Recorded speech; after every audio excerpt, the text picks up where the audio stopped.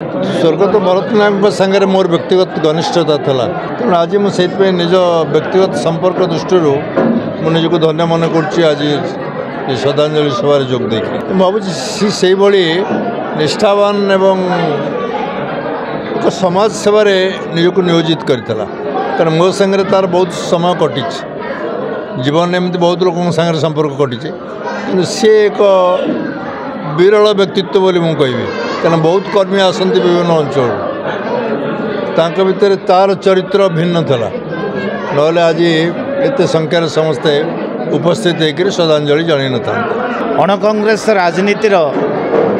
गोटे माइल खुंट हूँ भरत नायक साधारण जीवन गोटे पल्ली गाँव जन्म किंतु सारा जीवन जाक साधारण जनता जो मणिमुंडिया निष्पेषित जनता जीवन उत्सर्गीकृत थिला। विशेषकर जो सोशलिस्टिक आंदोलन होता बांकी गोकुलानंद प्रहलाद नेतृत्व में सुरेंद्र द्विवेदी बांकबिहारी दास विश्वनाथ पंडित नेतृत्व में सेतेबेले बांकी जोगेश राउत गोकुलानंद प्रहलाद एवं भरत नायक श्यामसुंदर साहू सतीश त्रिपाठी सुको भोई यही माने नेतृत्व नहीं आज जो प्रत्येक साधारण भागचाषी जो जमी फेरी पाई ताहा केवल से आंदोलनर एकमात्र अवदान से भली एक